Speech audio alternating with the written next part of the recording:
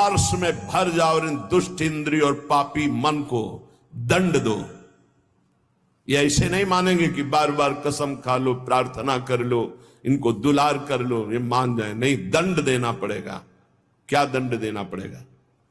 कहां है मन जिसको मारे? क्या दंड दे इंद्रिय और मन को?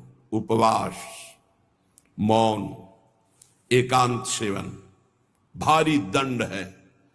उपवास, मौन, एकांत सेवन, ये इंद्रिय मन के लिए भारी दंड है। अपने आप ठीक होना शुरू हो जाएंगे और जबरदस्ती नाम जप करवाओ। एक जिद्दी स्वभाव साधक का होना चाहिए, होता है। आप देखिए, एक तार, एक मंत्र को जपना शुरू कीजिए, एक नाम को, एक तार शुरू कीजिए, केवल 10 मिनट जांच कीजिए। 10 मिनट, हजारों जगह जा चुका होगा। 10 मिनट में हजारों जगह भागेगा। इस पर गुस्सा नहीं आती, अमर्ष नहीं आता, अमर्ष असहनशीलता नहीं भागने देंगे। बार बार इसके साथ लड़ाई लड़ो, क्षमा मत करो। दूसरों की छोटी सी गलती भी तुम क्षमा नहीं करते हो, अपनी पहाड़ के पहाड़ पाप को क्षमा कर रहे हो। ये बहुत बड़ी हानि है। अपनी छोटी सी भी गलती क्षमा नहीं होनी चाहिए, और दूसरे के पहाड़ जैसे पाप को भी क्षमा करने की सामर्थ्य रखे, उसे कहते हैं भगवत मार्ग का उपासक। उमा संत कही यही बड़ाई, मंद करत जो करे भलाई। वो मंद कर रहा है, वो उसका भला। हमारी उल्टी चाल है, हम दूसरों के छिद्र राई जैसे दोष को पहाड़ जैसा देखते हैं और क्षमा नहीं करते, और अपने पहाड़ जैसे दोष को राई के समान भी नहीं मानते और क्षमा कर देते हैं। ये बहुत बड़ी हानि का विषय है। साधक ऐसा नहीं होता है।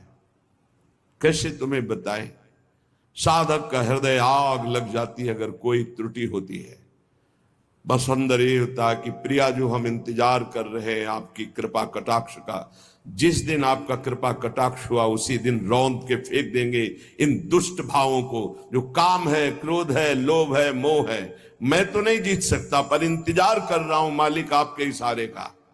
जिस दिन आपका इशारा, आपका बल प्राप्त हो गया, इन दुष्टों को जो जन्म जन्मांतरों से घृणित कार्यों में मुझे परास्त करते चले आए हैं, इनका सर्वनाश कर दूंगा। इनका बीज भी नहीं रहने दूंगा, इनकी जड़ भी नहीं रहने दूंगा, वासना की जड़ उखाड़ दूंगा। उपासक अंदर ही अंदर अमर्ष कह रहे, देखो, निघ्न दुष्टेन्द्रियाणी प्रसव मुदय भांच युद्धतामर्ष दंडई। जैसे कोई बलवान आदमी किसी महाबलवान के चक्कर में फंसकर दब गया हो, अब अंदर अंदर वो अमर्ष से भर रहा है कि एक बार मैं छूट पाऊं कि बस फिर इसका सर्वनाश कर दूंगा। ऐसे ही साधक दांती पीस कर, हाथ मसल कर वह सोचता है, एक बार केवल चांस दे दो प्रभु, एक बार फिर इन काम, क्रोध, लोभ, मोह, मद के जड़ को उखाड़ के फेंकूंगा। अभी तक पता था कि मैं काम विजयी हूं, लेकिन जड़ नहीं काट पाया तो ये नए किनगे छोड़ दिए। अब की किनगे नहीं काटेंगे, अब की जड़ उखाड़ करके फेंकेंगे। ये उपासक की वृत्ति, अमर्ष युद्धता। ऐसा अमर्ष में भरकर उद्योग करो, नष्ट कर दो इन विकारों को, क्योंकि बिना विकार नष्ट हुए देह भाव नहीं जाएगा। बिना देह भाव गए परमात्मा प्राप्ति नहीं होती। तद्रूपं चैव भूषादिकम अपि नितराम दूर दूरेण कुर्वन्।